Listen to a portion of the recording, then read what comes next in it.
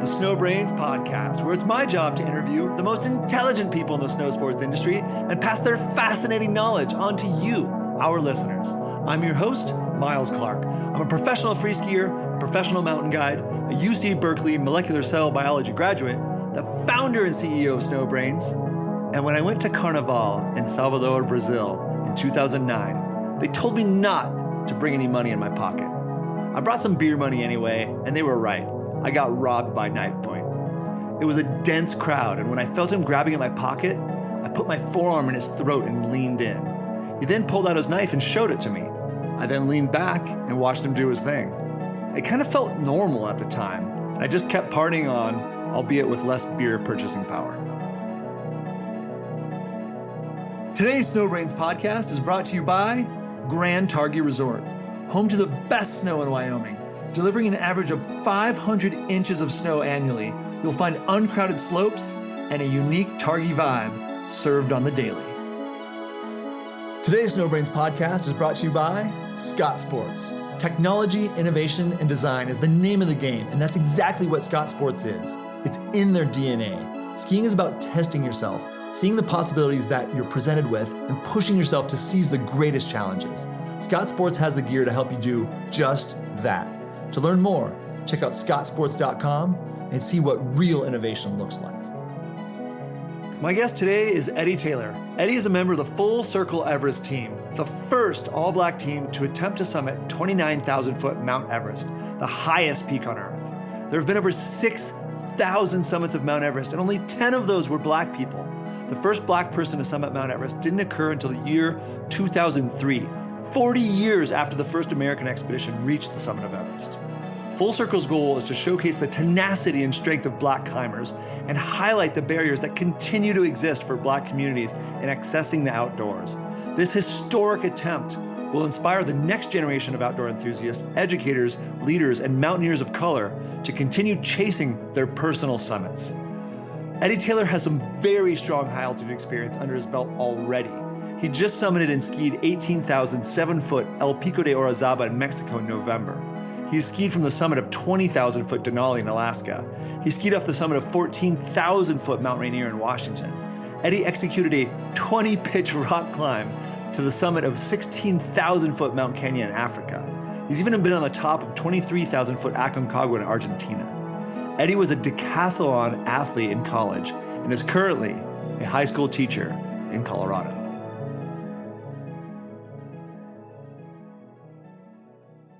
Hello, Eddie. Welcome to the show. Thank you so much for being here. How are you, man? Good. How are you doing? I'm fantastic, man. I'm stoked to see you here. When did you ski last? Sunday. We went to Winter Park, skied some uphill laps and a few more downhill laps. So it's pretty fun. Nice. How many days this season, you think? That was day one. Day one. I like it, man. Yeah. And you're more of a climber, I believe. And so I want to ask, what's your favorite sport? Yeah, I would say right now it's rock climbing. It really has to do it where I live. Like I live in Boulder. I can be climbing in 10 minutes where skiing usually takes me, 2 hours to get to most of the resorts. Nice. And how often do you climb? Every other day, probably. Nice. Damn, that's a lot. And how often do you ski, you think? It kind of depends year to year. Last year was a handful of times. Kind of leading up to Denali, I skied probably 100 days that season. So. Oh, wow. So that year you were really training. Yeah. And what year was that? 2017. Okay, nice. We're going to get into that in a little bit too.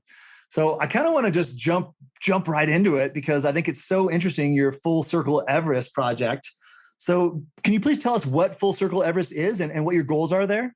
It's an all-black team going up to Mount Everest this year in 2022. And it's 10 folks. And we're all climbers. Everyone's been climbing for a long time and just is excited to be in the mountain. There's a lot that's kind of came out of it and more than anyone's ever thought in terms of it is an all black team. And after doing the research, only 10 black people have summited, maybe 11 now. Actually, someone just reached out, 11 people have summited. And so, with that, people don't see a lot of people who look like them climbing Mount Everest. And so it's kind of evolved into a bigger project than we originally set out to do, which was Phil Henderson bringing a group of people he knows from the US to meet the people that he has a long-time relationship with in Nepal. 6,000 people have summited Everest, just shy of 6,000. Only 11 or so of them have been Black people. And I did the math, that's 0.0016%. So it's infinitesimal. So that's something we definitely need to correct. And I love that you guys are taking a big step towards making that happen and doing it in a very positive, visible way. I think it's so exciting. And when are you guys going to 29,000 foot Mount Everest? We're going to leave around April 1st. April 1st. And how long are you planning to be there? So typical summit windows between the second and third week of May. So we have 2 months scheduled to be there total. We want to make sure that we're there within the summit window, as well as acclimatized to be able to go to 29,000 feet. So yeah, it's great. I mean, I feel like that's, your leader, Phil, knows, because he's done this before. And I think that's the real standard program. Seems like people always end up summiting somewhere around May 10th. May 8th, so this always seems to be this really small window that it all happens in, which is exciting. And, I forgot to ask you this before. What route have you guys chosen? We're just going to do the standard route from the Nepal side. You are? Okay. And so how do you feel about the Khumbu icefall? That's the most dangerous part of the expedition, I think, in terms of objective hazard. And it's nerve wracking, but we're also, talking about logistics and trying to figure out ways to limit not just ourself being underneath it, but also our Sherpa team, because you don't want anyone to get hurt, especially mountain workers. So I mean, that's kind of just been a big discussion and trying to figure it out. But I think in terms of just being fit and being able to move through it quickly, and there's a little bit of good luck that has to be on your side as well. Absolutely, man. Yeah. So for our listeners who don't know, the Khumbu Icefall is somewhere between base camp and Camp 1, and it's a big ice fall, like a frozen waterfall, and they have to put up ladders. And so these Sherpa teams put up all these ropes and ladders to get you through there. And it's challenging, and it can move, mostly doesn't though. And it's a really challenging thing that you end up having to go through quite a lot. And again, as Eddie said, I think it has the most objective danger, because if something moves and you're there, it could be bad. And so I'm always curious how people feel about the Khumbu, but of course you guys will be doing great up there. And I'm not worried. Oh, no, there's things you can do to limit your exposure. Like the traditional expedition, I think there's 4 camps before the summit. Like you would go to Camp 1, and you come back, go to Camp 2, come back, and so on. And so, I mean, there's you don't have to do that first rotation. You can go hike another peak that's nearby. You also can come in a little more pre-acclimatized. And so, if you limit that amount of rotations, you end up not having as much hazard. It's still there. If you don't have to go through it 4 times, that's, if you only go through it 2 times, that's a significant less amount of danger you're putting yourself in.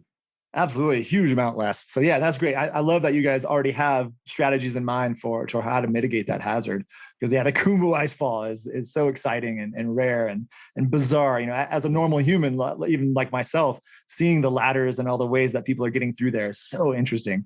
So it'll be neat to follow you guys as you guys go through there. And speaking of following you guys, are you guys going to be doing something to help people follow along? Having some sort of feed? Yes, but it's not all worked out yet. We're kind of just wrapping up the fundraising portion of this, and now it's kind of starting to get into the logistics and communications and whatnot. We're definitely going to have something set up where we're going to be able to do some Zoom talks and different things like that in schools and a couple other avenues, but we haven't really figured out that part about how to follow us and follow along, which is coming. Don't worry. Well, I will definitely be harassing you about that, because we want to get all of that up on StarBrains and make sure that everybody has access, all of our viewers and listeners have access to make sure they can follow you along, because this would be so exciting. And you spoke about fundraising. How is the fundraising going? How can we help donate? And what are your goals there? I mean, the fundraising is going really well. Initially, there was a point when we had no funds, basically. Oh, no. And, at the beginning of the summer, and we launched a crowdfunding campaign, and it was just really cool to see how the community came in and people were like, we want to see this expedition happen. We're really excited about it. People started donating, and through people started donating, companies started getting on board and wanting to help in various ways. Scarpo kind of was one of the only brands that had given us a firm commitment. When I said we had zero money in the bank, they gave us a firm commitment and said, hey, we want to provide boots. We want to give you guys a little bit of funds, but I mean, Everest is so expensive. Oh yeah. And so after that crowdfunding campaign came around, a bunch of companies have reached out in terms of wanting to help here or there. And now we kind of have partnered with people who see a similar vision and want to see this thing happen. Pestra Gloves was our early an early one. Nice. Obviously the North Face and a few brands here and there. But yeah, so that's been really cool. But also, I mean, it's an expensive project. I mean, if you Google climbing Everest, you're going to see between 40,000 and 200,000 per person. So Whoa. it's pretty crazy. But yeah, with the company support and the fundraising, we had just a holiday fundraiser that just wrapped up last week where we were auctioning off different items.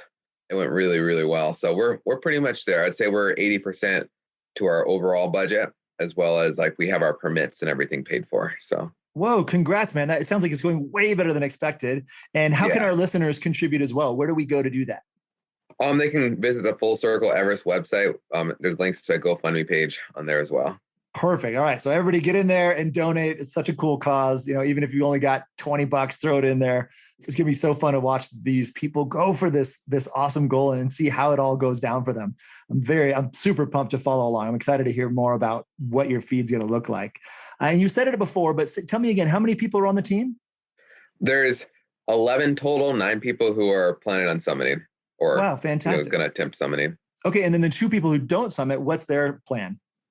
So one of our members is a photographer. He's done a lot of stuff in the outdoor space and biking and skiing and backcountry, snowboarding a little bit of climbing. And so I think, this whole project's about getting opportunities. And so for him to get this opportunity to travel to Nepal, go to base camp, capture this and tell the story of what's going on, I think is really important. Because I mean, again, like I told you earlier, 10, maybe 11 people have done Everest.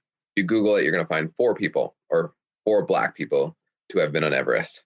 Wow. And like all of those other people I found through various talking to people here or there or talking to one of those 4 people. And so those stories have never been told. And so then, we're looking at it like, oh, Black people don't climb Everest. And other people tell me that all the time. I've never seen a Black climber before, never seen a Black skier before. And that's kind of like telling that story, I think, is a really big part of this project to help more people be out there in the future. Absolutely. I think that's fantastic. And speaking of the story, why do you think it's so important that an all-Black team goes for Earth's highest point?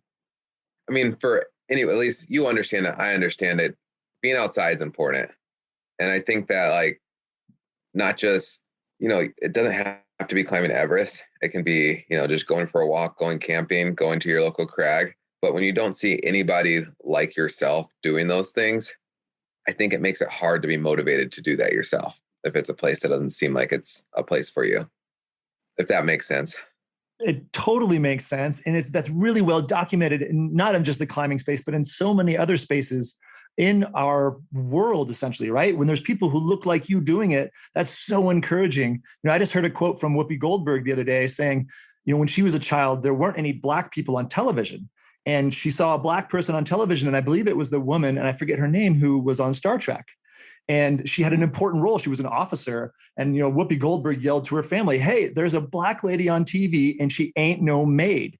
And I remember that just gave me the chills to think like, gosh, that must've been such a huge, important moment for her. And that's why I think it's so exciting to tell this story that you guys are about to tell, because other, small young people are going to see this and go, whoa, they might have that same experience, which I just giving me an emotional response right now. I just think that's so awesome. And that's going to be such a big part of the legacy of this. And I think, what you're alluding to and what you guys are all trying to do is this could be a snowball effect, right? You guys start this and this could grow, Black and brown people being in the outdoor space in all kinds of interesting ways, and especially having their tales told so that others like them can get out there and do the same things. Yeah, I definitely agree. That's just been an important part of what we've been talking about the whole time. And yeah. Can you tell us about your leader, Phil Henderson, and what his experience is?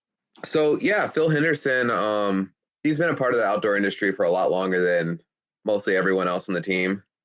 And like over the past 30 years, he's seen, there's been different diversity initiatives come and go. But he's seen one thing that's been consistent is there's very few Black and brown people in the outdoors. And, he's met folks here and there. I have too, I've met, a random climber in Squamish or somewhere else. But at the end of the day, most people don't look like you when you're out there climbing. And so he, through his various roles, he spent a lot of time in Chile and then later in Nepal. And I think over the past 20 years, he's been in Nepal nine times or something like that. Whoa. And so, again, there's not a lot of Black climbers on Everest or people trekking in Nepal. And, he was getting to know these families and, they were getting to know Phil as a Black person. And so Phil wanted to bring his community from the US there so that we can meet that community that he's developed over there. So that's kind of a little bit about Phil. And Phil's just in charge of this expedition. It's his brainchild. He's we've all met him through I met him at the dog park last year. Yeah. Tell us that story, because you told me that story. Tell us that story about how you got involved with this whole expedition. Yeah. So last year in January, one of the other team members of the expedition had been reaching out to me just because he had saw on Instagram that I ice climb and mixed climb and whatnot. And he did too. And he was like, hey, we should climb together. And so we've been going back and forth, and then COVID hit and everything. But then ultimately I couldn't convince him to come to Colorado. So I was going up to Bozeman. Oh, cool. And I hadn't ice climbed in a year. So I went to Ouray, because that's like Ouray, Colorado. In Colorado. Yeah. Yeah. So I just took a weekend off. We went down to Ouray, and me and my wife and a friend went down. We got a last minute hotel. And the morning after we drove down, I took my dog to the dog park, and Phil was there again, which is unusual that you're going to see another Black person in a small Colorado town. It's just right. It's weird that it's unusual, but it is. And so we were the only people in the dog park. We were walking our little dogs, and we started chatting. And then over the weekend, we kind of saw each other here or there and traded numbers. And a couple weeks later, we went skiing on Lizardhead Pass, and nice. We chatted about the project, got to know each other. And he asked if I wanted to be a part of the expedition. That's great. And then did you say yes right away? Did you have to think about it? No, I was actually really hesitant. Oh, really? And really not that. Everest hasn't been something that's been on my to-do list. Okay. I've been pretty preoccupied with rock climbing recently, and I kind of learned from other big mountain things that I've done that I've been pretty. So for instance, 2014, kind of when I really started getting into all the outdoor sports, some friends wanted to go do Aconcagua. They're like, hey, let's go climb a big mountain. I didn't really know what big mountain climbing entailed. Right. And I went and did Aconcagua, and it was a really cool experience. I learned a lot, but ultimately there was a lot of waiting and a lot of hiking.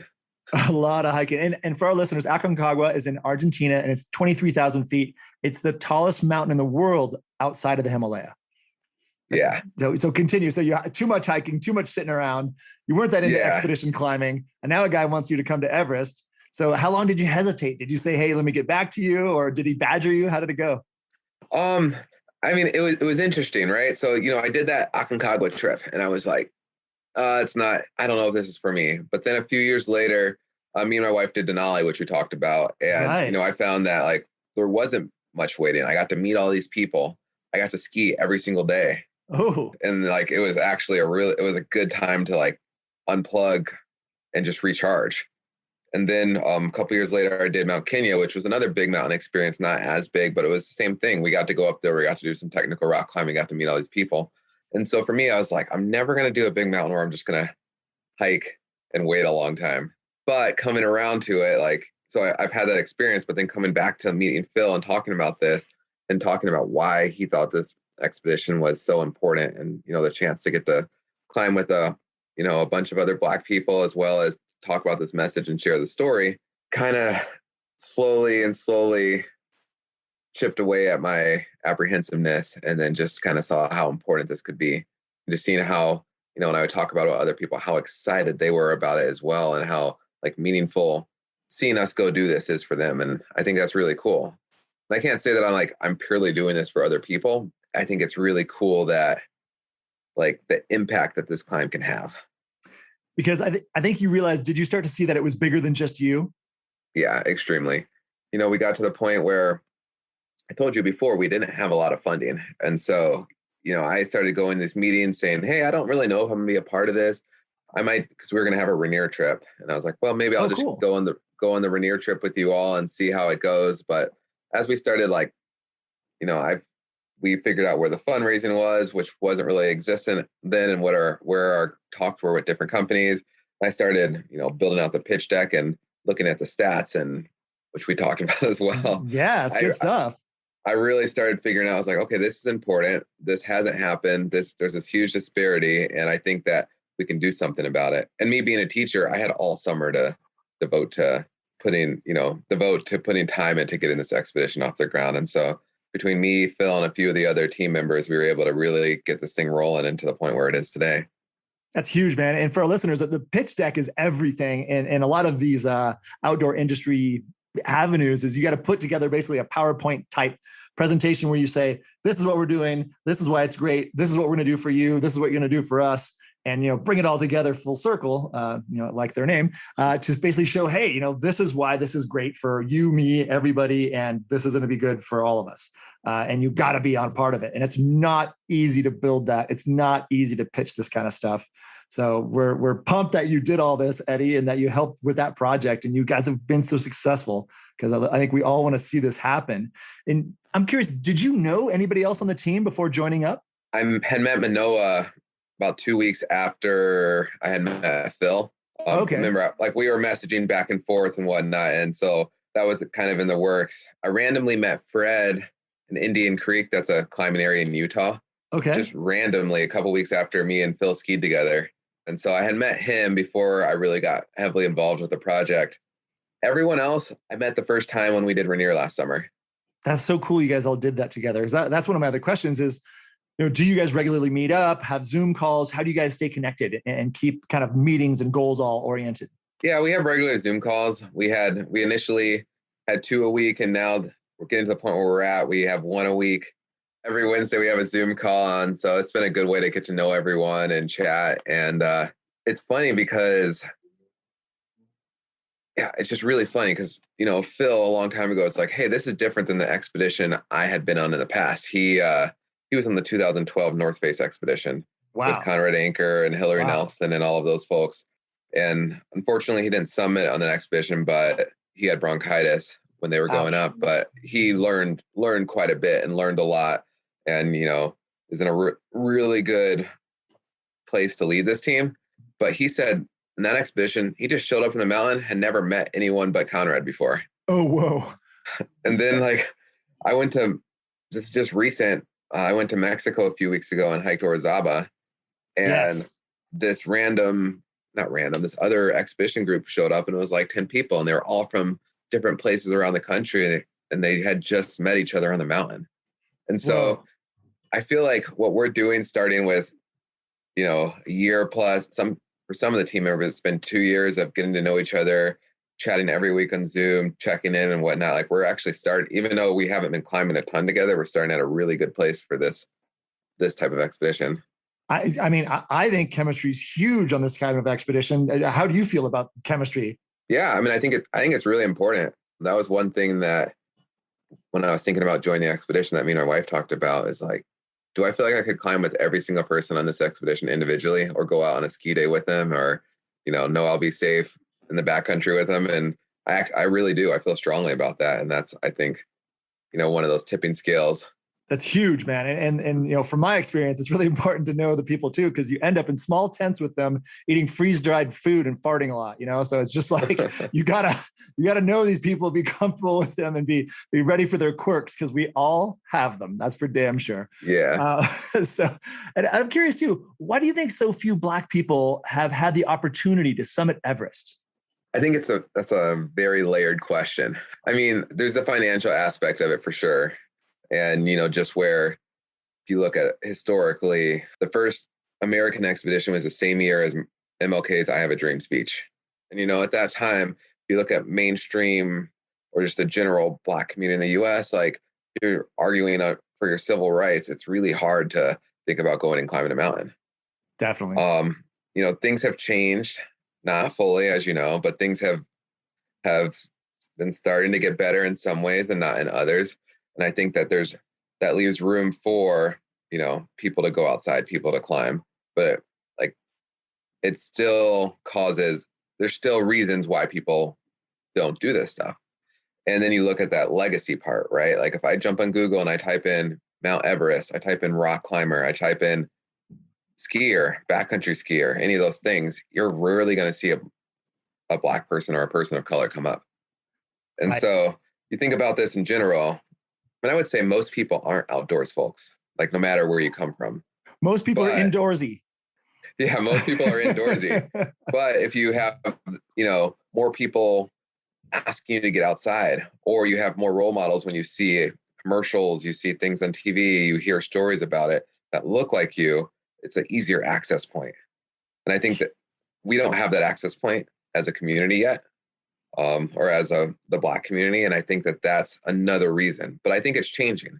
I guess over Phil's 30 years, he's seen more and more Black folks come around. He's seen more and more people that he would feel comfortable with going on an Everest expedition with, that maybe 20 years ago, there might have not been that critical mass. I think it's changing too. And I think you guys are going to be a big part of that change. And I don't want to put pressure on you, sorry. But I'm so excited to, see all the storytelling that comes out of this, because it really comes down to stories. Life is all stories. So when people see that you guys are creating the story for these people, for Black and brown people, they're going to see that as what you're saying, an access point, like, oh, all right. And I really think that this could snowball. And that's really exciting for me. And I like that you guys also have a little bit of community building goals on this trip with the Sherpa people of Nepal. And I read a little bit about your website, but could you tell us a little bit more about what you guys are planning to do with the Sherpa people? Mid-January, we're going to the Khumbu Climbing School, and that's a place where a lot of the mountain workers are trained. Oh, wow. For the upcoming Everest season. And so they invited us. We're going down. We're going to go meet a lot of people who have either worked on Everest for a lot of previous seasons, or this might be their first season on the mountain. And so that's really cool, just to be able to get to know them before the expedition even happens. Yes. A couple other things like that's important to Phil and people on our expedition is, like I said, when we were looking at the safety aspect of it, like we don't want to put the mountain workers that are working with us in more harm than necessary. And so limiting what we're carrying through the ice fall, as well as, setting up base camp together and those type of things is things that I guess I don't know what a typical expedition looks like, but that's things that we've prioritized in ours. That's fantastic. I love that you guys are doing that. Community building is everything. And the Sherpa people are so integral. They're so important.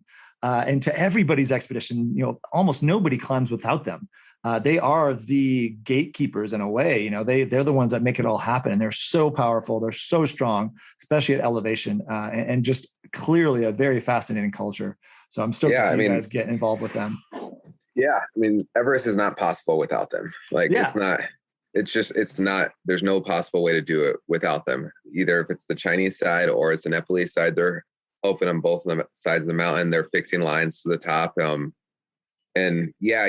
There is an expedition here or there that goes in the winter, goes out of season, who's doing a different line. But in general, like they've made it possible that people can climb the mountain. Yeah. Thanks to them. They are so impressive. Do you know why you guys chose the route you chose? Essentially, most people choose the Chinese side or the Tibetan side or the Nepalese side that you've chosen. Do you know why your group chose that? Did you guys discuss that? We didn't discuss it much. Right now, the Chinese side's closed, and it was closed last year. Oh, well, that's a good reason. The Chinese side's closed. The Nepal, they're a tourism industry. China, they can get by without the funds from people climbing Everest, Yeah, China's doing well. And with COVID and everything, and the added things that came with COVID in 2020 and 2021, I think that, Nepal is going to do everything they can to keep the mountain open. And I know, like, from what we know, like in terms of, I don't want to say we're just going over there in light of the pandemic, but they're vaccinating the villages. Oh, that's great. The mountain workers are vaccinated. That's great. I guess, yeah, in terms of, like, there's a lot of influence from China and from India. And so from what we've been told by the different, some of our support staff, is that they're getting flooded with vaccines from both of the countries that are trying to help support them. So that's great. So that part's awesome. And they can keep their tourism industry open, and, we can go and contribute to, we're raising money to go on this expedition, but ultimately our expedition is helping helping those families. Yes. And yeah. No, yeah, that's great. That's huge for the Sherpa people. If the climbers don't come, they're out of a job. So it's really important that we do keep this industry going in the safest way possible. Vaccinating the village is great. You guys will all show up vaccinated as well. Perfect. I love that. And that's easy decision on route finding or on deciding which route to take. China's close. Yeah. We're going to Nepal. No, yeah. not a lot of brain work there, which is nice. One less decision, which makes life a little easier. Yeah. And there is the China side seems to be safer nowadays. There's no ice fall. It's a little bit colder. It's a little bit rockier, but the trade-off between that and the ice fall, I think, is really important. But I think, right now, just making sure, helping support those folks going to Nepal is kind of, is basically why we chose that side. Makes sense. Yeah, I know that not having to go through the ice fall is nice, but I do think the time is now. So I'm glad that you guys are pushing forward, because I think this is going to be such a great thing. And because it is going to be a great thing. And I'm curious, how are you guys training for this? How do you train for 29,000 foot Mount Everest? It's pretty different between everyone on our team. Like, there's a member from Florida, and so, she has to do different things than Manoa, who's in Bozeman, who, ice climbs every day, which is different than Fred. He was a D1 football player and very into regimented weightlifting and training and whatnot. And so, he's doing the uphill athlete plan. Smart. So we all are kind of doing things that are different. So yeah, he's doing the uphill athlete plan. Manoa's climbing every day. He's a sponsored climber, so he's doing that every single day. Nice. Then you have me, who's kind of doing a hybrid of trying to pick I've been basically picking little objectives along the way to help myself. I'm really bad for training, for one thing. I'm really bad at training. and why? So, just the mental, sticking to the regiment? Yeah. So I ran track in college, actually, at the University of Colorado. Right. And I lifted 4 days a week and competed, and I kind of got a little burnt out of that. I'm sure, man. It must have been brutal. Just that regimen. And that's when I started getting into outdoor sports. It's like, oh yeah, you can have success every single day. You can go ski this peak. And then it was an awesome adventure. And then you go to the next one, you go climb this route, then you climb this other route. And so it just, for me, that's been so much fun, just having that variety and that regimented training. I've kind of put away a little bit, but I've been kind of doing a hybrid of it now, in terms of we kicked off the training with me and my wife going to Mexico and climbing Orizaba. Yes. And then I kind of set a winter climbing goal and I signed up for a skimo race, actually. Whoa. And so. Did you do that yet, or are you still going to do it? I'm going to do it in the first week of March. Whoa, those are brutal, man. I'm excited to hear how that goes. I'll be in touch about that.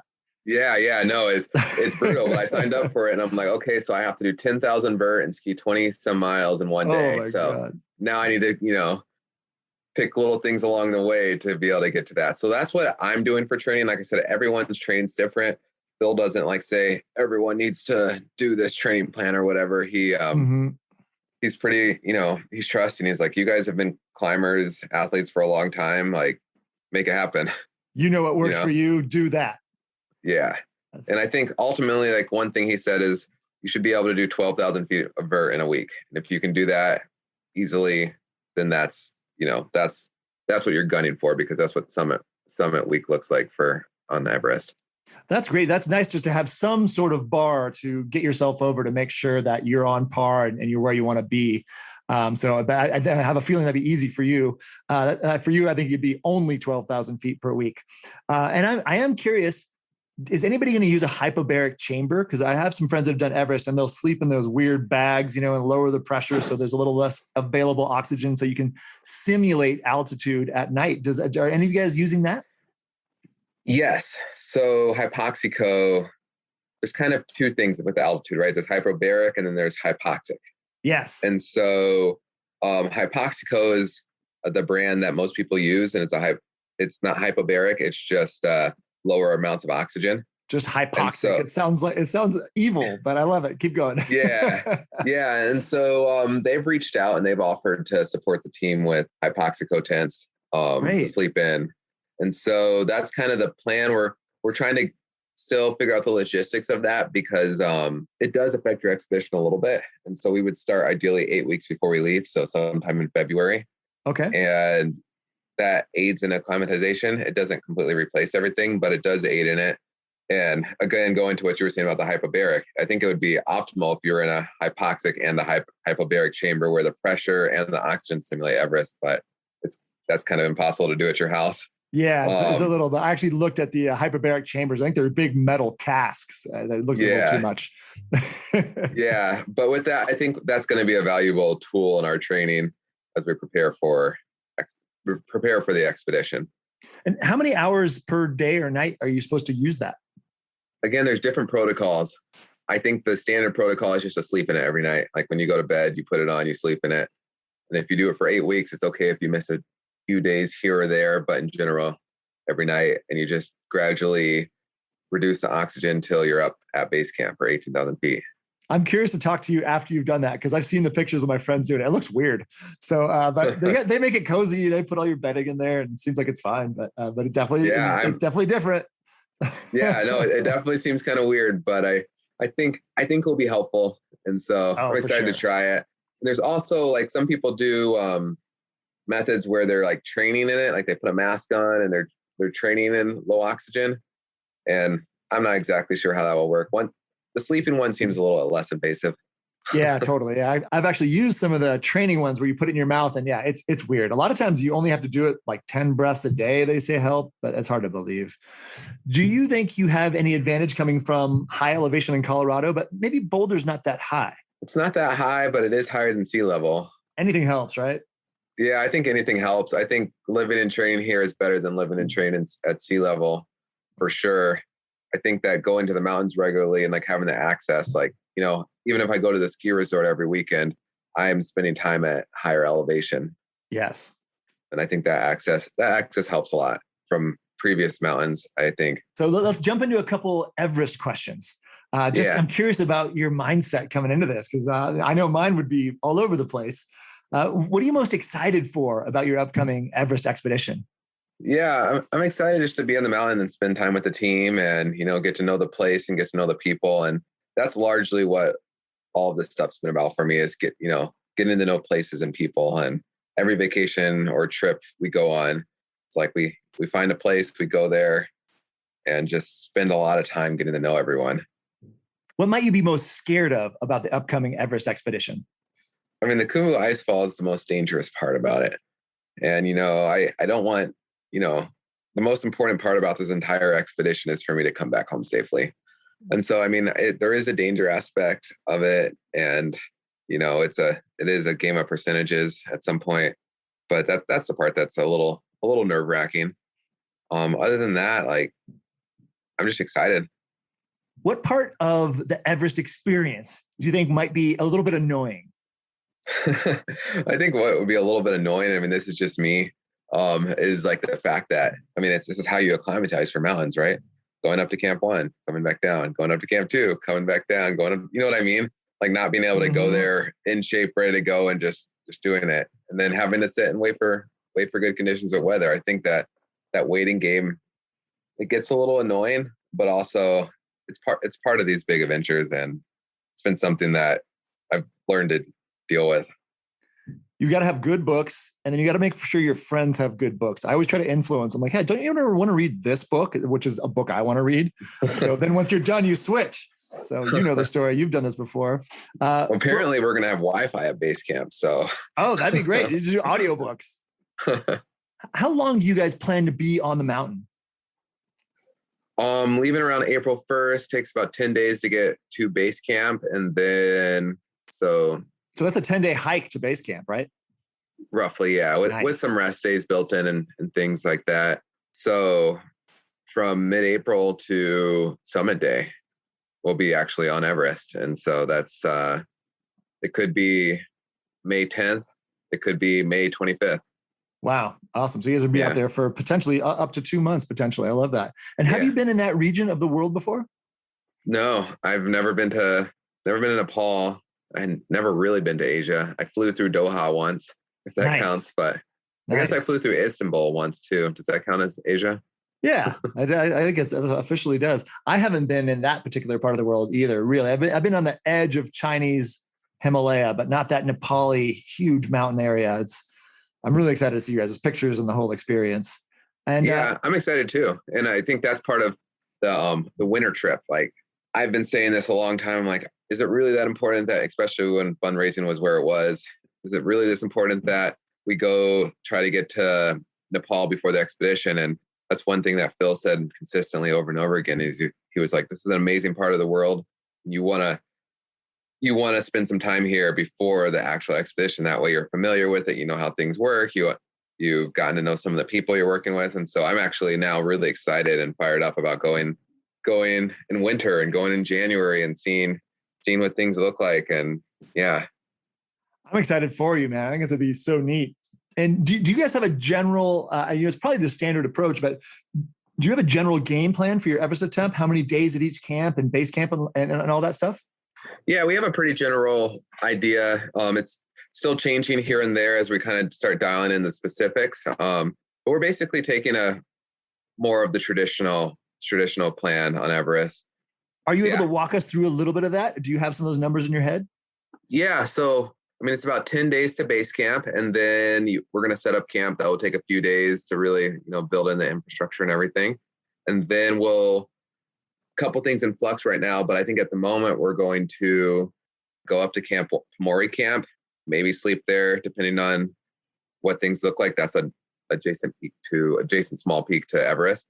Then we'll go down from Pamori Camp 1 and then take a couple rest days. And when the weather looks good, we'll go through the ice fall, go to Camp 1, spend a night or two there. Actually, we will spend a few nights at Camp 1 and then potentially spend a night at Camp 2 and then go all the way back down. And then take another 3 or 4 rest days, do that same rotation again for Camp 3, but maybe skipping Camp 1 altogether. Wow. And the goal is to spend one night at Camp 3 without oxygen and then come all the way down and wait for the summit window.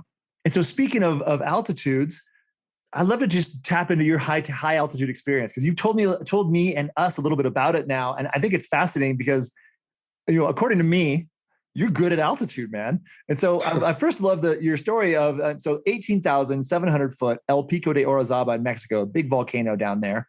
Tell us a little bit about you. You kind of rambled down there last month and climbed and maybe skied it. Tell me a little bit about that trip. We went down there and we actually didn't plan anything. We just flew in and we kind of knew, okay, we got to take a bus to Puebla before we can go to the town right before Orizaba. And so we took the bus to Puebla, and by the time we got there, it was like, 10 p.m. And they're like, oh, the next bus won't leave till the morning the next day. And so we hopped on booking.com, got a hotel and looked at the weather and decided to stay there for a couple nights. And we stayed in Puebla, which is a really cool town. There was absolutely zero American tourists there or non-Mexican tourists there. Right. So it was kind of a cool little town. And we actually went rock climbing for a day, explored the town. And then the next day we went up to the mountain and we stayed in Tlachuchuca. Yeah. And they drove us up the next morning. They drove us up to the hut. We did a little climate, which is 14,000 feet. Yeah, 14,000 feet. And that's why I'm saying that I think coming from like Boulder area does help a little bit, because we went up to 14,000. We hiked about 1,000 feet up that day. Really kind of crappy weather. Just fog everywhere. You couldn't see anything, but we hiked about 1,000 feet up and then came back down and ate dinner and got ready for bed. Then the next day it was clear all day. Oh, and it was awesome. And we started a bit later than all the rest of the guided companies. We started about 3:30 a.m. and just started hiking up, and there was snow on the ground, just a little bit, like an inch or two. But it was actually nice because we just followed their foot tracks. Perfect. So we didn't get lost at all. And we caught up to most of the parties in the labyrinth. And that's the part that people say it can be hard to navigate. It seemed like it was okay. And we kept hiking. And then we caught up to the last party right before the summit at the glacier. And that's where I was saying it was not why we're kind of glad we didn't bring skis. Right. It was the last 1,000 feet that were skiable. Oh, okay. Yeah. And so, spending that week in Mexico doing this up in Puebla, and we actually spent time in Mexico City later. I think at the end of the day to hike the 3,000 3,500 feet up with our skis and travel around Mexico, through Mexico on the buses. For us, the 1,000 foot of skiing may have not made the most sense. When I was there, the snow was, the 2 times I've been there, the snow is so bad. You get those ice claws that are kind of leaning into the wind. Oh, but when you were there, yeah, it was a little bit smooth. Yeah, it was weird. It was actually kind of good. And a couple people that I chatted with had just skied it the week before. Oh, nice. And so they were saying, oh yeah, it was good conditions. And so I was going back and forth thinking about it, but they had different logistics. They rented a car at not the grocery store. They rented a car at the airport and drove straight to the mountain. And so I think for them, it made sense. And it seems like a really cool thing to do. But for us, just the nature of our trip. And so anyways, we caught up with the other group right before the glacier. And then it was cold, really cold. Oh, yeah. Really cold. And we actually were kind of wondering why do people start at midnight for this thing? But we called up to the other folks at the glacier, and then we hiked up and kind of got to the summit at the same time. So we were able to take pictures of each other here and there. And then nice. Sun came out, it got really warm. We stripped down to our base layers and then jogged back to the hut. Wow, nice, man. And no route issues, nothing. No, it was no route issues. When we got lower, the snow had melted off the trail. So it was just a pretty easy to follow trail in the daylight. Perfect, man. Well, just so our listeners understand, I mean, this to me really signals that you have an ability to do well at altitude. But when you take people up, even if you're coming from Boulder area, which I believe is like Denver, is about 5,200 feet, all the way up to 18,700 feet. That's a huge change in just a few days, and to not really do any acclimatization, that's impressive. On my second trip to Orizaba, I was guiding independently, and I had some people from Denver, and they told me, hey, we're pre-acclimatized. We just did a 14er last weekend. Let's skip the acclimatization hike, which I think we do on Marinda. I forget the name of the other peak, what you usually do. And Ixta does the other big one. And there's a little one called like Merienda, something like that. Anyway, okay. We skipped all that. We went straight to the hut, and then the next day we're gonna have 1 day of training. And so we climbed up, like you did, about 1,000 feet up. So we're up at 15,000 something feet. And I had a client get high altitude pulmonary edema. And yeah, it was so scary, which is one of the number one killer at altitude. So we ended up, finding out for sure in the evening. It already gotten dark. So I had to go to the hut and wake everybody up. And luckily a Mexican guy named Oso, which means bear, he was super cool. He woke up. He's like, "Are you sure?" I said, "Yes, I'm sure." He spit up blood, got his Jeep going, and drove us down and told us all these amazing ghost stories. I guess there's a ghost there, La Anciana, which kind of means the ancient one, who comes to the hut. So I don't know if you saw her or not. I didn't. But anyway. We just saw the rats. Yeah. Oh, and the rats climbed on my face for sure, like across my lips. I did not sleep well in that hut. And so that's why when I came back with clients my second time, we slept in tents, because I was just like, I'm not doing the rats in the mouth anymore. But that's cool that you saw them. They're still there. Nice, man. And I love that you love Puebla. Puebla was so cool. I thought Tlaxcala was amazing. When I was there was big festivals, which is normal in November. They just drinking and fireworks and mayhem 24 hours a day. So fun. Did you guys see anything like that in Tlaxcala? No, we didn't. We stayed.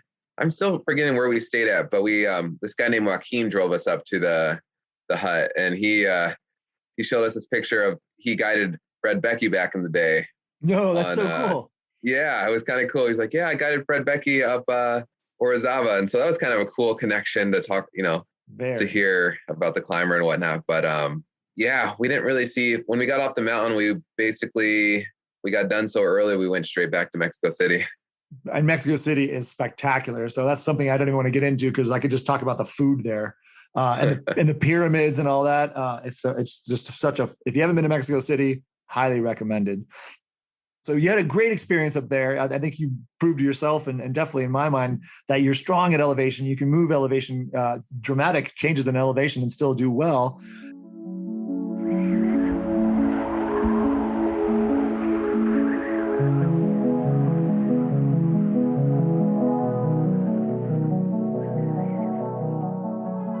Today's Snowbrains podcast is brought to you by Scott Sports. Skip the lift lines this year and get into the backcountry. With all the new Scott winter essentials, you're set to have a safe and fun time in the mountains. Check out the new product line at scottsports.com. snowbrains.com. Today's Snowbrains podcast is brought to you by Grand Targhee. With good times served daily at Grand Targhee Resort, it's time to embrace the vibe.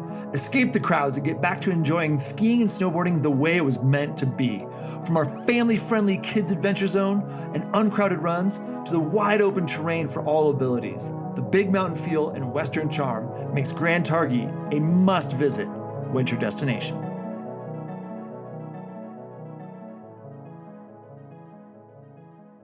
So I'd love to hear about your skiing Denali story. You might have been the first Black person to ski Denali. When did you ski that one?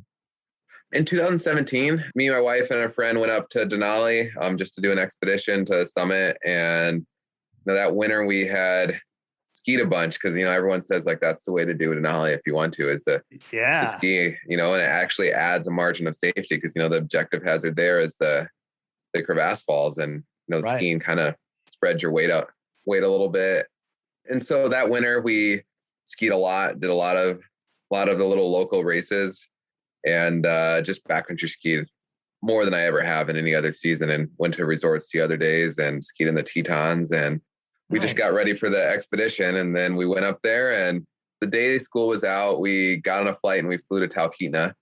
Okay. And, or we flew to Anchorage and then took the bus to Talkeetna. And then we sat in Talkeetna for 4 or 5 days, just waiting on weather. Oh, the weather's so bad. Yeah, the weather's bad, but there's these really good cinnamon rolls in Talkeetna, which makes it okay to just hang out there for a few days. Good. But when the expedition started, or when the weather was good, we flew in and we were just ready to go. And we went straight from where you land at 7,000 and went straight up to Camp 1 the day we landed. And then the next day we went up to Camp 3. And then that next day, because there was, there's weather windows here or there. And so the next day from Camp 3, we went to 14,000, which is kind of like an upper base camp in a way. Yeah. So we did a carry to 14,000 now. So me and my friend Dave, we took half our stuff. We skied up to 14,000, and then actually the snow was awesome. And so we skied down from 14,000 back to Camp 3 unroped. We didn't see any crevasses, and we felt pretty safe, and the snow was really good. And so we skied down, in 20 minutes from 14,000 back down to Camp 3, which was awesome. And then the next day we actually moved up to 14,000, me, my wife, and my friend Dave, and the weather came in. Oh. And so no one summited, I think, in the next 12 days on Denali, except for one party came down from the Cassine and just like yard sailed across the entire mountain and lost all their stuff, and kind of epic, but somehow did it. But in those 12 days, no one else had summited. No one else really went above 17. But with that bad weather made the conditions between 14 and 16 really good. For skiing. Slope was, it was awesome. And so we kind of had this routine, like, wake up, make breakfast, go get a lap in, come back, eat some lunch, go get another lap in, and then just hang out the rest of the day. So I know you were talking about books earlier, but I ended up not reading a single book, just, digging out the tent every day and doing a couple laps of skiing. And it was pretty good. Oh, I'm so jealous because I got stuck at 14 camp for 10 days. It was mostly just due to wind, and obviously we didn't have skis or anything. And man, I was starting to go crazy. We lost 2 clients, actually, just kind of psychological. They were just basically said, "Hey, I don't want to be here anymore." And so that was a big challenge. I had to figure out how to get them on other people's rope and can go down, so then I wouldn't have to go down with them. But yeah, so that's crazy, and it was really frustrating because for me it was just clear, but it was windy. And on my 30th birthday, we climbed up the fixed ropes to 16,000 feet. And it was so windy. We had all of our stuff too, right? We were going for the summit. Mm-hmm. We had to come back to 14 camp and just sit around. But then some people, like you said, some people stumbled down from having climbed in that wind. And one of the guys lost 7 fingers. So, I'm glad that, and have you ever seen the somebody with black fingers? I got to go in a medical tent and see him. Oh my gosh. I'd never seen anything like that. Yeah. I saw that on the mountain, actually. Did you? Yeah. It was scary. So, I mean, it's funny, like, if you're looking at like our experience on the mountain, like in general, is really positive. And we, even from 14, we, I said there was that 12 day where no one had summited. Right. halfway through that, we decided that we would try to summit every other day and just see what happened. And we'd just like wake up early. We'd go up to 17 camp, and if the weather looked bad, we'd go down. And we did that. And you'd ski down. We'd ski down, yeah. But we only ended up doing that twice before the like actually going from 16 to 17 before we ended up having a day where we could summit. And so that day there was people poised at 17 to summit. We had went up from 14 to summit, and we eventually made it all the way up to the top. And kind of at that point, we had already made, like, my wife was going to ski, but she decided that she wasn't going to. She's just skiing on tired legs isn't her forte sometimes. And so we just decided like it'd be a safer decision for her to hike and maybe me to ski. And so that's what we ended up doing. Nice. And when we came down, there was this group of climbers from Indonesia. Okay. And they were on a rope team, and they were hiking really slowly. And one of the guys ended up I actually ended up hanging out at 17 waiting for Anna to come down. And when the Indonesian climbers came down, one of the guys ended up with 4 frostbitten fingers, and it was rough to see. It was really interesting. And then we actually the next morning at 14 camp, we invited him over. We kind of had a bougie setup. We had a little cook tent so we could hang out outside of our tent. Nice. And we invited him over and cooked up some bacon and whatnot. And that was nice. Yeah, I was one of the guys. Actually, the guy who had the frostbitten fingers, it was the first time he's ever had bacon before. No way. Yeah, you don't find it in other countries sometimes. No. Yeah. But it was an interesting sight to see, and I feel really bad for what happened. And I think he eventually got flown off the mountain. I don't remember exactly, but it's just like, you have your experience, but then you see that experience. And then, we saw another guy try to ski rescue gully and blow out both of his knees. No. Just kind of. Whoa. Yeah. Yeah. What were the conditions like? Were you guys skiing rescue gully as well? And for our listeners, there's the fixed lines that go basically on the route you'd hike up. And then just, I guess, skiers left of that is the rescue gullies, which is maybe a little bit more, I don't know, steep, extreme skiing. Yeah, no, we weren't skiing the conditions were never in. We didn't see anyone ski it while we were there. Actually, I lied. The day we got there, a bunch of people skied like the Messner and Rescue Gully, and the conditions were really good. Okay. And then the weather had came in, and that's when it started snowing nonstop. And so that day after we summited, there was a bunch of parties at 17 poised to summit, and they got like 2.5 feet of snow.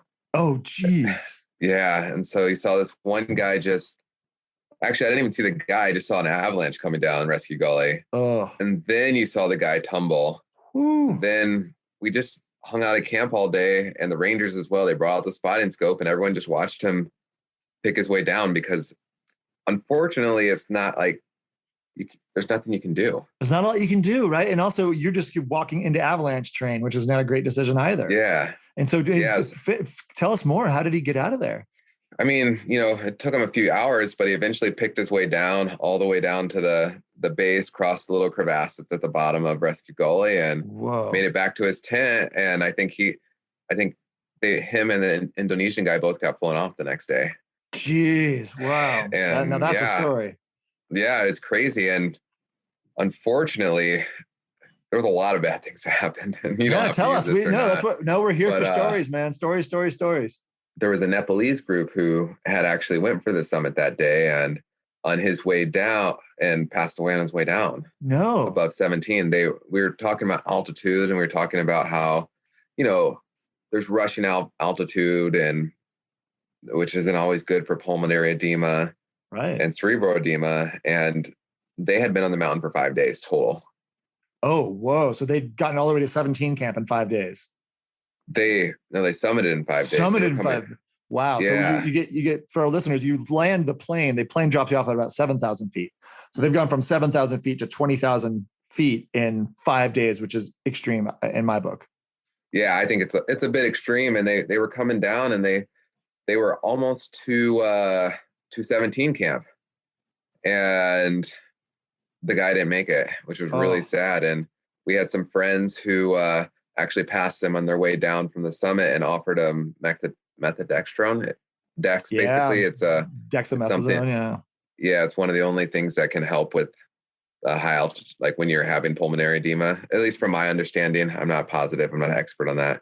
No, but, you're right. That's what you do. If you have Dex, you'd give it to them for sure. Yeah, but they were like, no, we're fine. We're going to be okay. And whoa, the next day they were, like I said, the helicopter was coming, helping, trying to, get the body out. So that was really scary to see kind of the other side of climbing. Like, again, like our trip was, it was type 1 fun the whole time for me and my wife and my friend Dave. And then we used to see these other things happening here or there and decisions that were made. And so that's, with that experience going into Everest, it's like things that you won't expect, what you were asking earlier, may happen. And I don't even know what to expect. And so just trying to make the best decisions we can now, and planning to be safe is really important.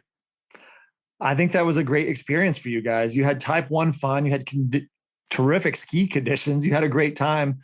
But, unfortunately, you saw these bad things happen to, good people all around you. And sometimes that's good, right? Because you realize, okay, we're here having a good time, but this mountain has teeth and it can bite hard, it can bite all the way to take someone's life. And so, obviously you knew that going in, but seeing it firsthand is a lot different than just hearing or reading about it. So I think that's going to be a really valuable experience and just understanding for you moving forward, especially as you go to the highest mountain in the world. So thank you for all those stories. That was fantastic. And you've also skied Mount Rainier, which I think our listeners would be really interested in. Mount Rainier is 14,411 feet in Washington, the most glaciated peak in the lower 48. So it's a great place to train for Everest. It's a classic place to train for Everest. Your whole team went there. And is that when you skied it as well, or you guys just went and climbed up there? Yeah, we just went and climbed up there. Nice. I skied it the summer before Denali So you've also skied it. Well, tell me about skiing it first, because I'm very curious. Because just for our listeners, that generally, I used to work on Mount Rainier. I was a full-time guide there for quite a while. And the conditions above 11, 12,000 feet are just trash often. And so I'm curious to hear what your experience was. Yeah, I mean, you hit it. The conditions weren't great, but they were good enough. And we actually were in Colorado, and we had skied a couple 14ers out here. And then we drove straight to Rainier, slept right outside the park in the parking lot. And then about 3:00, we started up the Muir Snowfield, and I had never been there before. I never really skied on big, like high mountain glaciers. And I took my snow pants off and had shorts on and skied up and had tan lines around my entire shin for the whole summer. Oh, it wasn't the best idea. I have the worst sunburns I've ever seen on that mountain. Continue. Yeah. But we went up and we went to Camp Muir, and we had a little tent and one sleeping bag, and me and my wife slept in that, and then woke up at 3 a.m. or something and skinned up to the top. And it was one of those, it was June 4th. And I just remember that because all the guides were saying that the weather, it's super hot. You have to start really early. But again, knowing that we're on skis and we're skinning up, it would be okay. And so we went up, we skinned to the summit, and it was pretty soft. Like, it was surprisingly, and we just did DC. So we did take our skis off for 2 little sections, but it was surprisingly soft. And actually, when we got to the top and we started skiing down, it was like corn snow. That's amazing, man. I'm so stoked to hear. And just for our listeners, DC is the disappointment cleaver. You kind of walk up this rocky rib for a little while. Yeah. And so, it was like corn snow skiing down. It was actually really cool. And, when we got lower and like when we got below Camp Muir, the snow was so wet and so heavy that like it was, that part was pretty hard to ski in actually. And we ski on pretty light skis. So. Oh, I bet. Yeah. Oh, that part crushes clients sometimes, because it's everything you've got just to climb that darn mountain. And then you put on your, get all your gear, put it all in your backpack at Camp Muir, which is about 10,000 feet. And you got to hike down to about 5,000 feet. And it just ends up being just horrible mashed potatoes. Clients are just falling and rolling around, and it's bad. And so you might've experienced some of that as well. Yeah. It was rough. But with that said, now after doing Rainier again last summer, I still prefer it on skis. Oh man, I'm glad to hear you say that. Cause yeah, it's just walking down is brutal. And Yeah. I've walked down that mountain too many times. And it's just so hard on the knees. I actually got into using trekking poles so I could kind of help lower myself a little bit. Yeah. But yeah, oh, well, that's great. Cause I've seen people dropping in off the summit when it's just those wind formed ice claws and frozen and terrible. And they're just trying to check the box to say I skied it, but it's just not look any fun. So I'm stoked that you guys got it good. Yeah. But yeah, we got it good. And actually when we were at the top, we had ran into a guide and he was like, oh, if you think this is going to be good, you got to go ski that mountain over there. And so we actually Adams. Yeah. Nice.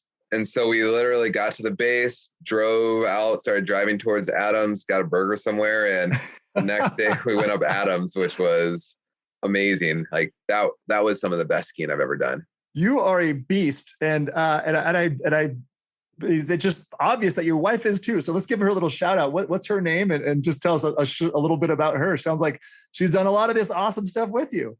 Her name's Anna Taylor. She does pretty much everything I do. She skis a lot, climbs a lot. She's into Nordic skiing a little bit. That's something I don't do, but that's great. That's great training. Yeah. She's pretty psyched on Nordic skiing as well as just the downhill stuff. But she's been Nordic skiing forever, downhill skiing for the last 10 years and climbing for around the same. So, wow. Talk about a soulmate. I love that. And I think she did this crazy 20 pitch rock climb with you on 17,000 foot Mount Kenya. Is that right? Yeah. So could you tell us a quick story about that? Cause that sounds really interesting about the two different summits. One's higher than the other. And I don't know. I personally can't imagine 20 pitch rock climbing at that altitude. Yeah, I mean that was our honeymoon trip. Actually, we went to nice. Mount Kenya and we went to Madagascar a little bit, but it was cool. Wow. We flew into Kenya. We didn't fly into Mount Kenya, and we were like, okay, we're in Kenya, so we have to do a safari. And the other thing on our list was to do Mount Kenya, and that's a lot of things. What we do is we try to combine our trips with not just climbing, but like culture and climbing, or Smart. Culture and skiing, or something like that. So, we connected with a guy who was a local Kenyan who kind of operated a tourism type, a guide service in a way. Mm-hmm. And so he picked us up from the airport and he was our safari guide. And it was cool because we got to stay in all Kenyan owned businesses, nice. Which I think is, there's Kenyan owned and there's like the European influence or the other international influence. And so it was really cool. And we ate ugali, we ate what he ate every day. It was awesome. And we just kind of waited for the weather on Mount Kenya to get good. And the forecast never said it was good. And so it was kind of ending the last week or so of our time in Kenya. And we were like, well, we'll go hike up there and see what happens. And so Paul was our trekking guide. And that's one thing that has always been important to us as well, is like, we typically don't do a lot of guided expeditions and guided things, especially in the US. Just we've gotten to a level of climbing that we feel pretty comfortable with on routes and whatnot. But also I think that taking that idea to other places always doesn't make the most sense in terms of, like, we had this conversation with Paul. That was our trekking guide for Mount Kenya. He was like, oh yeah, we're going to get porters and a cook. And, at first we were like, we don't really need a cook and porters. Like, we're happy to eat our freeze-dried food. And he was, he convinced us and he said, this is like, if you're not using them for porters and to cook, then like, how do these guys eat? Right. This is part of the economy here. And yes, I really heard that. And like going into our future trips, I really learned a lot from that, and just like getting to know Paul and like seeing his family and seeing like, the services that they're offering. And so, yeah, we had a porter and we had a cook and we had Paul, and we went to the base camp. It's called Shipton Camp. It's like right at the base of where you start for the trekking peak. And so we hiked in one day, which is a little more than they typically recommend, which in one day, the theme. Yeah. So what elevation do you start at? I think you start at about, I don't remember, to be honest, but I think you start around 10, and Shipton, I think, is around 14 or 15. Okay. And so, and you can drive up to 10. Some people actually start hiking at 7. Okay. Just to kind of get an extra day of acclimatization. Smart. So we drove up to 10, and then we hiked into 15, or Shipton, which I'm not positive. And then that next day we did the we did the trekking peak. It's called Point Lanana. And we did that with Paul, and it was awesome. And we got there for sunrise, and it was really cool. And then we came back down and had popcorn and some cookies. And it was really good. He's wearing a big smile right now. This was a good experience, clearly. Yeah. The cook was awesome, and he cooked us some really good food. So we weren't eating freeze-dried food and whatnot. And then that afternoon, me, the cook, and the porter actually hiked to the base of the climb that we were going to do on Batian, which is the highest peak. Cool. And so the cook had been there before. Nice. But Paul and the porter had never been there before. And so for them, it was really cool to see a different part of the mountain that they've never seen before. Yeah. And so it was cool. We found the base of the climb because we knew we'd be starting super early the next day. And so then we hiked back to the hut. The cook was super excited to make us dinner. And like we all ate together. We had some really good, I don't know what exactly it was, but it tasted like butternut squash soup, which was really good. That sounds great. Yeah, I just like remember that because it was just so good. Yeah, clearly. And so the next morning we hiked up to the base of Mount Kenya and started climbing, and it went pretty well. And it's a 20-pitch rock climb, but a lot of it is low fifth and upper fourth class. Okay, great. There was 3 pitches of solid 5/8 in the middle, and then there was another low fifth class ridge at the top. And so we climbed the first half of the route to this big area called the amphitheater. And that's kind of where we actually took like a little lunch break, and they packed us a lunch. That's so funny, good. They packed us a lunch. I remember we had like hard boiled eggs and stuff. And so we took a lunch break, ate our lunch, and then we climbed the last 3 pitches up, but not the last 3 pitches, the 3 more technical pitches we put on our rock shoes, and then went to the summit. And unfortunately it started to snow a little bit when we got to the summit. Oh, wow. And, how cold was it up there? It wasn't that cold. Because Mount Kenya is right on the equator for our listeners. It's like dead 0 degrees. Yeah. We were just talking about it the other day because Orizaba, it was so cold. Like we were like, how do people even start at midnight? It's so cold. Like we were wishing we would have started a couple hours later because it was just so cold up there. I bet. But then we were talking about Mount Kenya. It's like we were wearing like an R1 and a light jacket. And the light jacket was just in our backpack most of the time. Whoa. So you're basically just like a long sleeve shirt. Yeah. Yeah. That's great. So it's like a complete difference, but it did start to snow when we got to the top. Ooh. And there was one other party on the mountain. Oh, wow. And typically like only a handful of parties actually do that, the Batian, the climbing peak each season. But there happened to be another party on the mountain, and that party was not as experienced as we were. Okay. And so there was a Kenyan guide. I guess I feel like I should just tell you the whole story. Yeah, no, let's hear it. We're here for stories, man. I was trying to step around the story. So no, tell me the story. Yeah. Okay. So there was not a lot of people did the peak or does Batian every year. And the weather was really bad. And so no one had really done it. And so the day that we were planning to do it, there happened to be this lady and her Kenyan guide. And they actually started a little bit before us. And then we were climbing the base. So we ended up passing them, and they were super okay with it. And the lady was kind of going on and on about all of her accolades. And she had climbed Ama de Blanc at some point, and she climbed Mount Blanc. And so it's pretty impressive. And then we stopped for lunch, and they actually ended up passing us. And apparently there's multiple ways you can go. And so I think they ended up going a different way. And so we started climbing up. And as we got to the summit ridge, we ran into the guide and his client. And she was stuck on like this low fifth traverse. Oh no. And she was just like, I don't know what to do. I can't go forward. And I need to go to the top. And my guide doesn't speak English. And he spoke great English. I mean, he has a Kenyan accent, but he speaks English. Right. And he was like, yeah.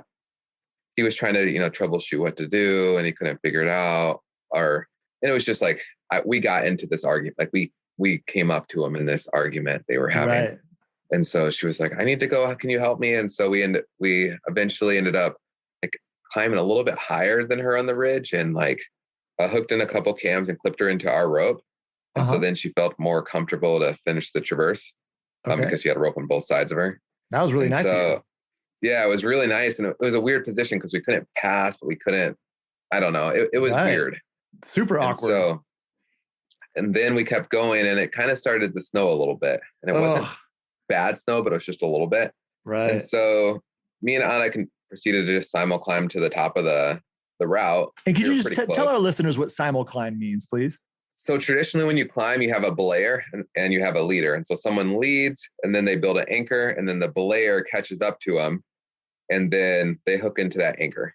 And then the leader goes again, they lead, they build an anchor and the belayer, and so on. And they keep catching up to each other. When you simul climb, you have a rope attached to you, and you guys are both climbing at the same time. And the leader does place protection, like they place different cams or clip bolts or things like that. But your follower, it's a little bit of a riskier tactic, and neither person can fall safely. Right. So, but essentially simul climbing means you're both quite comfortable and strong climbers, and you're confident you can move through the terrain quickly, and it saves a lot of time, and speed is safety in the mountains. And so it can be a huge benefit if your team is comfortable doing that. So thank you for explaining. Continue. You were simul climbing with your wife, Anna? Yeah, no. Yeah, we would simul climb to the summit, and we were taking our summit photos, and then this lady and her guide arrives, and the snow's still picking up, and they were, asked, we took a couple photos of them, and the guide says, hey, I know the mountain a little bit better. Would you guys all want to descend the mountain together? And we were like, well, we don't actually know the descent. Like, it's basically the way you came up. Like, we don't know the descent. It's snowing. I guess we'll do this. And so we decided to descend the mountain together with them, which was a huge mistake, to be honest. So the guide would go first, and then Anna would rappel, and then I was going to go last each time. And the very first rappel, the lady clips her belay device into one of her side loops, her gear loops on her harness, which is not rated to hold your body weight. No. And so kind of right there, it all clicked to me like, this was a terrible decision. Oh, no. And so, now you're babysitting. It was probably a good decision. Yeah, it was probably a good decision, honestly, like in terms of to keep everyone safe, but it was a terrible decision in terms of getting us off the mountain quickly. And so we rappelled down, and the guide was a little old school, which isn't a bad thing, but he was very, double checking all his systems. And so it was 20 pitches up. It was 18 rappels down. Whoa. That was a lot of rappels. It's a lot of rappels. And, when you looked at it, each rappel was taking 30 to 45 minutes. We got down early the next morning, and, it went from snow to lower down in the mountain. It was just a waterfall it was just a river flowing down on us. And it was cold. And one thing that we didn't come prepared for, we talked about our layers earlier. Like, we didn't bring big, heavy waterproof jackets because we thought we'd be moving relatively quickly. And we were getting to this point where we were basically babysitting as we were going down the mountain, and we were helping and making sure that she was putting her belay device on correctly. We kept reminding her about knocking rocks down on our guide, because there was multiple times where we just knocked down rocks, and we were making sure he was okay.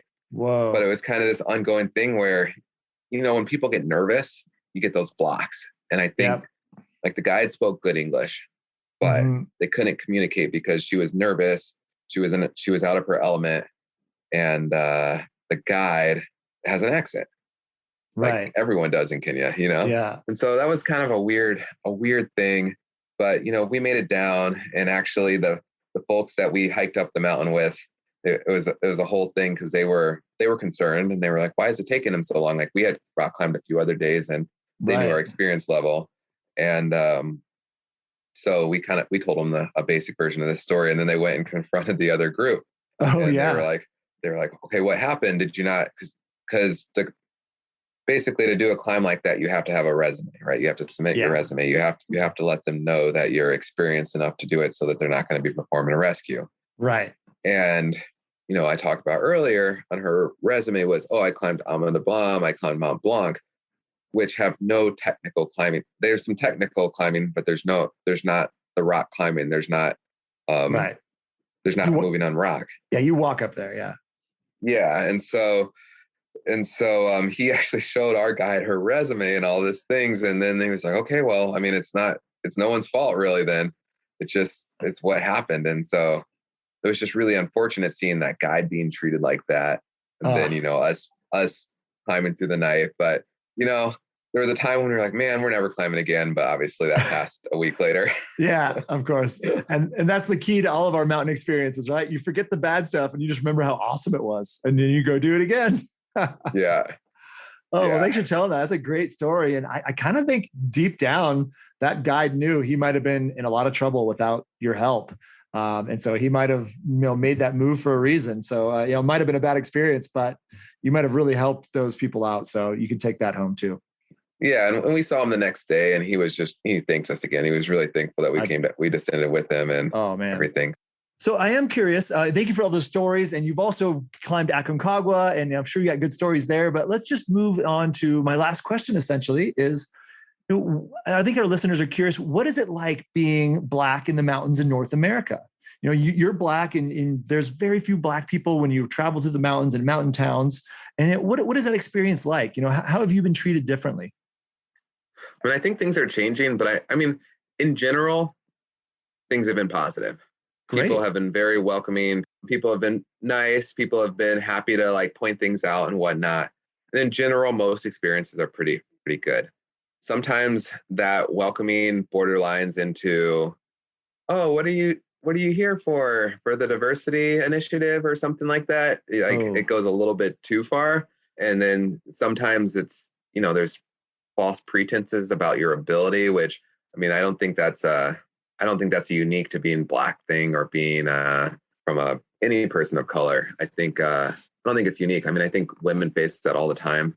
They show up to a climb and an old school climber is going to say, hey, you shouldn't lead this or that. But I mean, I get that as well. So, I mean, I think that's just one thing that I see, just not necessarily, people are usually very accommodating, but there's always not this sense of I belong there. And I think that's changing, especially in my local community where, I mean, I've been there for a while and I've been climbing with so many folks and have been becoming a part of that community. And I think people are starting to normalize that, okay, yeah, it's not weird to see a Black person climbing here. But I think, when I go travel somewhere else, or when it's someone who's not used to that area who comes into El Dorado Canyon or the local ski resort. I mean, an example, 2 years ago, I was riding the ski lift and a guy just says, hey, I just want to congratulate you. You're the first Black person I've ever seen on a ski lift. I didn't even know what to do with that. Yeah. How did that make you feel? It's just, I mean, extremely uncomfortable. And, to be honest, I don't think he was trying to make me uncomfortable. He was trying to say a nice thing, but it definitely is uncomfortable. And I think for me, I've had a lot of those experiences, not just in the climb and the outdoor community, but also I'm a teacher. 2% of teachers are Black males. So really? I've grown up in that environment. Growing up, I've lived in a lot of white towns here and there. I lived in Minnesota. I actually lived on the reservation in Arizona, which was not a white town. It was actually a primarily Native American town where if you weren't a Native American, you were one of the minorities. Right. And so I've lived in a bunch of different areas like that growing up. And so I'm used to that. But I think, when you look at, for a lot of people, that would make you feel, I don't know if it would make you feel, I mean, it makes you feel uncomfortable, and it's just different on how you handle it. Yeah. A lot of times we talk about othering, and even when somebody's might be like that person on the chairlift is trying to make you feel comfortable, they're othering you, whether they realize it or not. And at the end of the day, you're being othered, and that never feels good for anybody. No. Yeah. And so, and I do think it's really interesting. You mentioned that spending time on the reservation. I'd love to hit really quick. Your mom worked for Indian Health Services. Is that right? And you traveled around quite a bit. So you have an interesting, diverse background. Could you just tell us a tiny bit about your mom and what you did growing up there?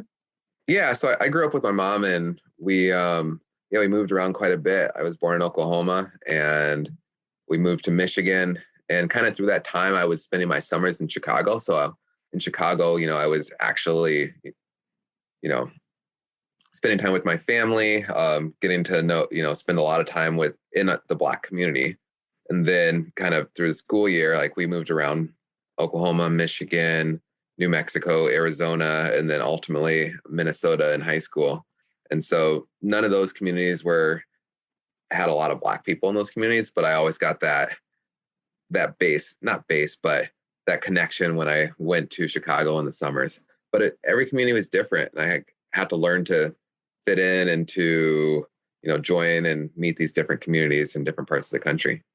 So cool. And you ended up being a track, you walked onto the track team. I think you did decathlon at University of Colorado Boulder, and then you became a professional track and field person afterwards. And was decathlon your event? That's what you did? I did decathlon all in college, and I wouldn't say I was really professional afterwards. I kept competing in just the pole vault because I had graduated college and felt like I had some more to still give. Like I hadn't reached my potential. And so I kept pole vaulting. I kept improving. I jumped about a foot, actually almost 2 feet. It's in metrics. I'm doing some conversion, almost 2 feet higher after I graduated. Nice. And then, ultimately I was kind of dealing with some injuries things, and as well as just psyched to continue to do this thing that I've been doing for so long that I ultimately kind of really went full on into these outdoor sports. I love that. I love that transition. I just wanted to make sure our listeners understood that, because the decathlon is badass. I mean, that is the ancient definition of a true athlete. So I'm super impressed by that. And obviously that athleticism that you brought from growing up, from college, is really helping you as an athlete now in the climbing and skiing worlds. So I appreciate hearing all that. So this is the last question is just what's next for you in your journey? I mean, I guess there's Everest, but anything else on your horizons? In terms of outdoor pursuits, Everest is kind of the big one right now. I have some goals in rock climbing that I hope to get to at some point, but I think there's a little bit of recovery period from Everest. There's different trips that, I want to take with my wife where we can visit different cultures, climb and ski in different areas. I mean, we've had this like on our to-do list, which I don't know how we're going to ever make happen, but we want to go, take the sailboat up to Greenland and do some skiing on the Greenland side and then climbing on the Baffin side. Like that's like one thing that we really want to do, but that would be epic. Still got to make that happen somehow. That would be epic. Well, I want to stay in touch with you and learn more about that. And I need to get Paul's information from you. I want to go to Kenya. I'm only going to do the trekking part though. I don't rock climb like you. And doing that safari, that sounds so cool. Well, Eddie, that's all I got for you, man. Do you have anything else? Any other thoughts you'd like to share here at the end of the show? No, I think we covered just about everything. It's been great sitting down and chatting with you. Absolutely. Yeah. So check out and please follow Full Circle Everest. Donate if you can. Eddie, great talking with you today. Thank you so much for being here. Have an awesome rest of your day. And I'm really excited to follow you on your journey up 29,000 foot Mount Everest. Awesome. Thank you. Thank you so much for listening to the Snowbrains podcast. If you liked this podcast, please share with your friends and family, and please subscribe. To find out more about Snowbrains, please visit us at snowbrains.com. You can also find us on Instagram, Twitter, and Facebook at Snowbrains. Today's Snowbrains podcast is brought to you by Tamarack Resort. Today's Snowbrains podcast is brought to you by Grand Targhee Resort. With over 20 feet of snowfall to date, heading to the Tetons is a must-do. We invite you to experience and be part of the Targhee vibe at Grand Targhee Resort. Today's Snowbrains podcast is brought to you by Scott Sports. Looking to test the boundaries but fearful of high-risk situations? Scott Sports knows the danger. That's why they've developed the Patrol E1 Avalanche Backpack, which is what I personally use in the backcountry. It's the ultimate free skiing avalanche backpack, pushing the boundaries of innovation. The supercapacitor technology, along with exceptional design, results in one of the lightest electric airbag backpacks on the market to date. To learn more, go to scottsports.com. This episode of the Snowbrains podcast was edited by Jared White, music by Chad Crouch, and I'm your host, producer, and creator, Miles Clark.